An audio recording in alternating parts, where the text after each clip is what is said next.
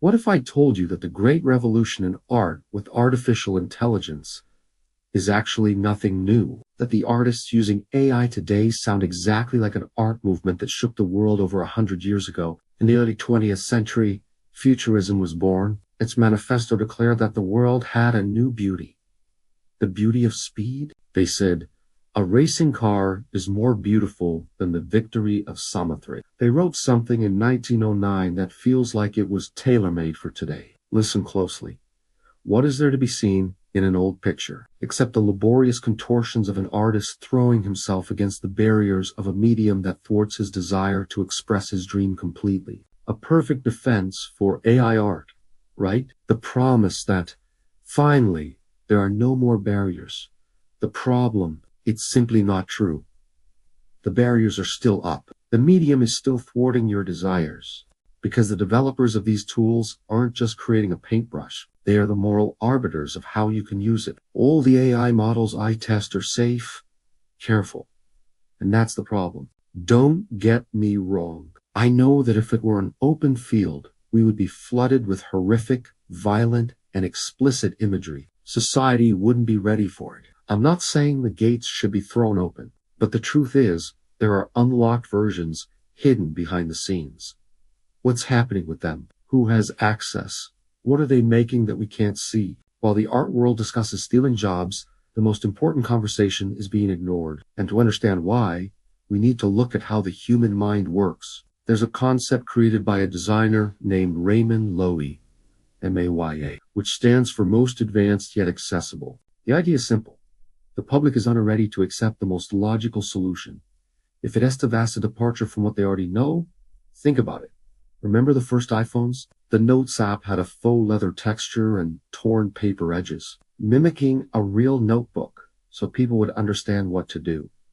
The first YouTube icon, it was a 1950s tube television. The message was clear. Here, you watch what you already understand to be TV. Even the first cars looked like carriages. There was no longer a need to sit so high up, but that's how the idea was sold. A carriage that doesn't need a horse. The lesson is brutal and direct. Humans can only think from the database they already have, and that's why AI, to be sold to the masses, must first mimic a Picasso. It's the only way a market that doesn't understand it can grasp its potential. This cycle repeats itself even more cruelly in art. Commercial culture has always taken the ideas of visionaries, or, as the artist would say, stolen them. It takes what is radical, tears off the spiky edges, smooths it out, and repackages it for the consumer. The shock of the new becomes the schlock of the novel. The best example, the punk aesthetic. It was a literal tearing up of all the rules of art, design, and music. A completely anti-establishment aesthetic. Today, it's on biscuit tins in the supermarket. I'm not saying this is good or bad. I'm just saying it happens. Fringe art, if it has any influence, will be pushed to the center, become common, and be drained of its impact. And that brings me to my real problem. Where are the vanguard artists today? Where are the ones testing the limits of the system? They should be here in the digital space. But the art galleries of the internet have new owners. If you want to share your art online, you have to go through platforms like Instagram, Reddit, Discord, or YouTube, and all of them immediately censor, silence, or dump into the darkness of the algorithm anything that challenges the current moral consensus. To be seen, you already have to be advertiser-friendly. Every artistic vanguard shocked in its origin, but today, the shock requires a trigger warning. The shock has been neutralized. The result. The only art that truly explodes online is a literal world of fantasy. Dragons, elves, surreal landscapes. Beautiful, but safe.